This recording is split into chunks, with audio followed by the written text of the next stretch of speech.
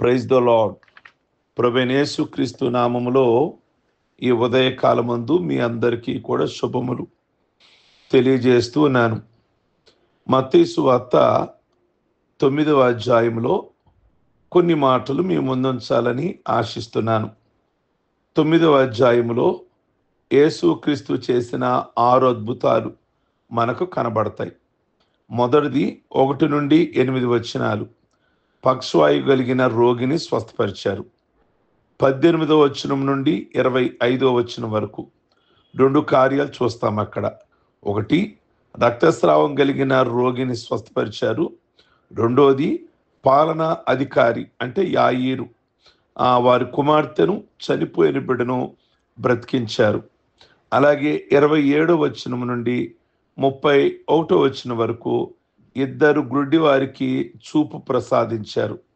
32వ వచనము 33వ వచనము మోగదయ్యాన్ని వెళ్ళగొట్టారు. అయితే ఈరోజు మనము 9వ అధ్యాయము 9వ వచనం నుండి 13వ వచనం వరకు అక్కడ ఒక భాగం రాయబడి ఉన్నది. యేసుక్రీస్తు చేసిన 6 అద్భుతాలు మిగతాది 5 అద్భుతాల కన్నా భిన్నమైనది, శ్రేష్టమైనది. ఎందుకంటారా? ఈ 5 అద్భుతాలు శరీరానికి చెందినవి. ఈ 6 అద్భుతము మనసుకు చెందినది. యేసు ప్రభు తాను పలికిన మాట ఏమిటో తెలుసా? నన్ను అనుసరింపము, నన్ను వెంబడించుము అన్న ఒక మాటతో సొంకరి అని అతను, అంటే పాపి అని అతను శిష్యుడయ్యాడు. పాపాత్ముడు పుణ్యాత్ముడయ్యాడు. మత్తయ్య గారు మనసు బాగుపడడం అనేది శరీరము బాగుపడడం కన్నా ఎన్నో రెట్లు గొప్ప, శ్రేష్టమైనది అని చూపించుటకు 9వ అధ్యాయంలోనే తాను మారు మనసు పొంది యేసుని వెంబడించిన వృత్తాంతం అక్కడ వ్రాయబడి ఉన్నది. ఈ మత్తయి సువార్త రాసిన ఆయన మత్తయ్యే. ఆ మత్తయి ఎలా ప్రభువులోకి వచ్చాడు? 9వ అధ్యాయము 9వ వచనం నుండి 13వ వచనం వరకు ఈ గ్రంథ రచయిత ఏ విధంగా ప్రభువుని అంగీకరించాడు. ఆయనేమి ప్రభు దగ్గరికి రాలా, ప్రభువే ఆయన దగ్గరికి వెళ్ళారు. ప్రభు ఆయన దగ్గరికి వెళ్ళి నువ్వు నన్ను వెంబడించు అని అన్నారు. యేసు ప్రభు 12 మంది శిష్యులను, నమ్మకమైన పనివారిని ఏర్పాటు చేసుకున్నారు. పాత నిబంధనలో ఇజ్రాయేలీల గోత్రాలు 12 మంది, పరలోకములో గుమ్మాలు 12 గుమ్మాలు. ఈ 12 మంది శిష్యులను యేసు ప్రభు బోధిగంతముల వరకు పంపారు. వారు సాధారణమైన వ్యక్తులే, కానీ అసాధారణమైన కార్యాలు చేశారు. వారి సేవలో అద్భుతాలే జరిగాయి అని మాట్లాడాలి. ఇంతకీ ఈ మత్తయి ఎవరు? మార్కు సువార్త 2:14లో కూడా యేసయ్య వెళ్ళుచు సొంకపు మెట్టు కాడ కూర్చుని ఉన్న అల్ఫై కుమారుడు లేవీని చూచి నన్ను వెంబడించుము అని ఆయనను పిలిచారు. అతడు వెంటనే లేచి యేసయ్యని అనుసరించాడు. ఆ రోజుల్లో యూదులకి 2 పేర్లు ఉండేవి. హిబ్రూ పేరుండేది, సేమ్ టైంలో గ్రీకు పేరు కూడా ఉండేది. లేవి అనేది బహుశా మత్తయికున్న గ్రీకు పేరు అని చెప్పవచ్చు. పాత నిబంధనలో లేవి అనే పేరు లేవీల తెగ మనకు కనిపిస్తూ ఉంటుంది. 12 గోత్రాలలో లేవీలు అనేది ఒక గోత్రం. ఆ లేవీల గోత్రం లేవి అనే ఆయన ఎవరికి పుట్టాడు అంటే ప్రియ దేవుని బిడ్డలారా, మరి లేయాకి పుట్టినట్లుగా మనం అక్కడ గమనిస్తాము. అయితే ఇక్కడ ఈ విషయాన్ని మనం గమనిస్తే మత్తయి చాలా దీనత్వం కలిగిన వాడు. ఇతడు, ఈ మత్తయి అంటే దేవుని వరము అని అర్థం. మత్తయి అంటే దేవుని వరం అని అర్థం. మిగతా శిష్యుల కంటే విద్యలోను, గణిత శాస్త్రములోను చాలా గొప్పవాడు మత్తయి. హిబ్రూ, అరామికు, గ్రీకు, లాటిన్ భాషలొచ్చు ఈ మత్తయికి. తన సువార్తను మొదట హిబ్రూ భాషలో రాశాడు ఈ మత్తయి.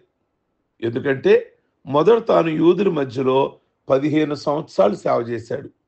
ఆ తరువాత గ్రీకు భాషలోనికి తర్జుమా చేశాడు.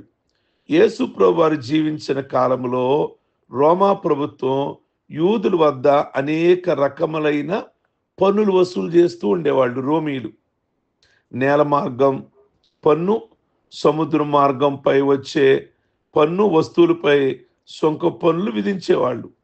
ఈయన రోమా ప్రభుత్వంలో వారి తరపున జాబ్ చేస్తూ ఉండేవాడు మత్తయి. సొంకపు గుత్తదారుడు. రోమా ప్రభుత్వంలో పనిచేస్తుండేవాడు గనక యూదులు వీళ్ళని పాపులుగాను కొలద్రోహులుగాను పరిగణించేవాళ్ళు. మనవాడై ఉండి వాడి కింద జాబ్ చేస్తున్నావరా, నువ్వు పాపివి అనేవాళ్ళు. మత్తయి మరి రోమీల కిందే జాబ్ చేశాడు. ప్రియ దేవుని బిడ్డలారా, మత్తయి తన సువార్తలో తనను గురించి యేసయ్య తను పిలిచిన సంఘటన తప్ప ఇంకా ఏమీ రాయల. గొప్ప విషయం ఒక్కటి రాయల. అర్థమైంది మీకు? మత్తయి సువార్తలో ఆయనే కదా రాసుకుంది ఆ గ్రంథాన్ని, ఆ పుస్తకాన్ని, ఆ రచయిత ఆయనే కదా. ఒక్క గొప్ప విషయం కూడా తనను గురించి తాను రాసుకోలేదు. ఏదన్నా రాయాల్సి వస్తే యేసయ్య నన్ను పిలిచాడు అని 9వ అధ్యాయము 9వ వచనంలో తప్ప చాలా దీనత్వం కలిగిన వాడు అని చెప్పాలి.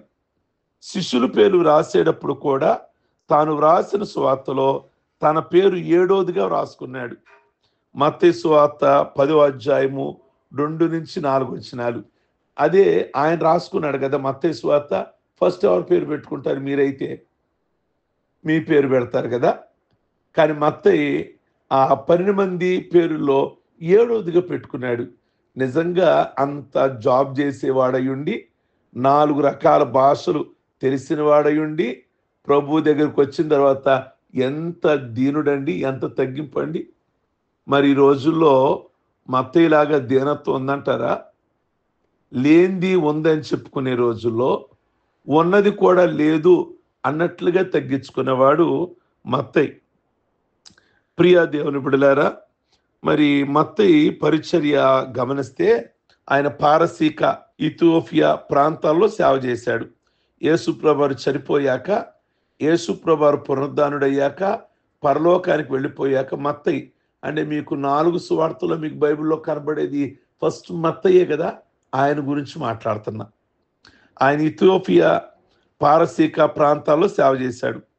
ఇథియోపియా వెళ్ళినప్పుడు సువార్తికుడైన ఫిలిప్పు చేత బాప్టిజం తీసుకున్నాడే నపుంసకుడు, ఆ ఇంట్లో బస చేశాడని ఈయన ఇథియోపియా, ఐగుప్తు దేశాల్లో 23 సంవత్సరాలు సేవ చేశాడని చరిత్ర చెప్తుంది. ఫిలిప్పు నపుంసకుడు బాప్టిజం ఇచ్చారు కదా, ఆయన ఇంట్లో ఉన్నాడట. ఉండి ఆ ఏరియాలో 23 సంవత్సరాలు సేవ చేశాడు. మత్తయి గారు ఇథియోపియా దేశంలో మరణించిన రాజకుమారుని తన ప్రార్థనా శక్తితో జీవంతో లేపాడట. రాజుగారింట్లో ప్రార్థన చేస్తే వారి కుమారుడు, చనిపోయిన కుమారుడు లేచాడట. తద్వారా రాజుగారి కుటుంబం మరియు అతని పరివారము యేసుక్రీస్తుని అంగీకరించారు. దేవునికి మహిమ కలుగును గాక. రాజుగారి కుమార్తె మనసులోనే రహస్యంగా తన కన్యత్వాన్ని దేవునికి సమర్పించుకుందట. ప్రియమైన దేవుని బిడ్డలారా, యువరాజు ఒకరు ఆమెను వివాహం చేసుకోమని బలవంతం చేసినప్పుడు ఆమె నా కన్యత్వాన్ని దేవునికి సమర్పించారు కనుక కుదరదు అని చెప్తుంది. మత్తయి గారు ఒకరోజు బోధిస్తూ ఈ రాజుగారి అమ్మాయి తన కన్యత్వాన్ని దేవునికి సమర్పించుకుంది కనుక ఆమెను ఎవ్వరూ బలవంతం చేయొద్దు. ఒకవేళ బలవంతం చేస్తే దేవుడు వారిని శిక్షిస్తాడు అని బోధించాడు. ఆ మాటలు విన్న యువరాజు ఉద్రిక్తుడై మత్తయి గారు ప్రార్థన చేసుకుంటుండగా దొండగులు వచ్చి శిరచ్ఛేదనం చేశారు. అంటే మెడ నరికేశారు, మత్తయికి చంపేశారు.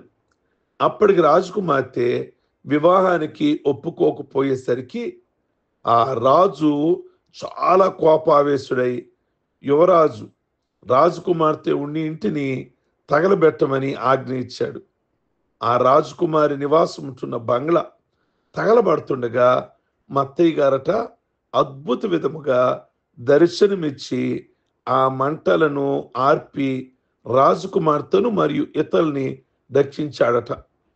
అని చరిత్ర తెలియజేస్తుంది. మత్తయి గారిని చంపిన యువరాజు తరువాత రోజుల్లో కుష్టు వ్యాధితో బాధపడి మరణించాడు అని తెలియజేస్తుంది. ప్రియ దేవుని బిడలారా, కనుక నిజంగా ఆ మత్తయ్య గారి సేవ అమోఘం కదా. ఎంత దీనుడండి, అతను అంత చక్కటి జాబ్ వదులుకొని దేవుని పరిచయలోకి వచ్చి దేవుని సేవ చేస్తూ 23 సంవత్సరాలు ఎక్కడ మత్తయి సువార్తలో తన పేరు రాసుకోలేదు కదా. రెండోది తన పేరు రాసుకున్న 7వదిగా రాసుకున్నాడు కదా.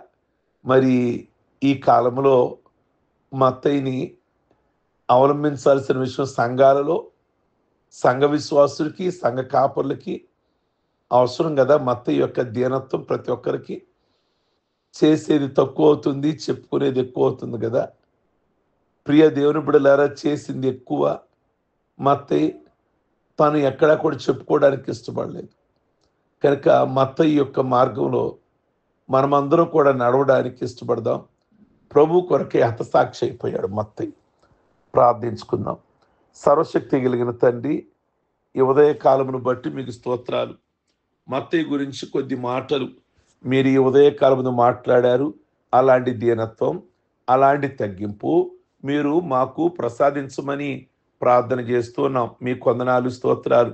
ఈ ఉదయ కాలమందు ఎవరైతే అయ్యా పెళ్లి రోజులు, పుట్టినరోజులు, రక్షణ పొందిన రోజులు చేసుకుంటూ ఉన్నారో వారందరినీ బహుగా దీవించి బహుగా ఆస్వాదించి ప్రతి విధమైన మేలు, దీవెన, ఆశీర్వాదం దయచేసి ఇలాంటి పుట్టినరోజులు అనేకమైనవి చేసుకోవడానికి కృప దయచేయమని ప్రార్థన చేస్తున్నాం. సర్వశక్తి కలిగిన తండ్రి, మీ వందనాలు. ఏ కుటుంబంలో ఏ ఇరుకులు, ఏ ఇబ్బందులు, ఏ ఇక్కట్లు ఉన్నాయో ప్రతి సమస్య అన్నీ కూడా విడిపించి మీరు గొప్ప కార్యాలు జరిగించి మీ నామమునికే మహిమ తెచ్చుకోమని యేసు నామములో అడుగుచున్నాం తండ్రి. ఆమేన్. God bless you. ప్రభు మిమ్మల్ని దీవించును గాక.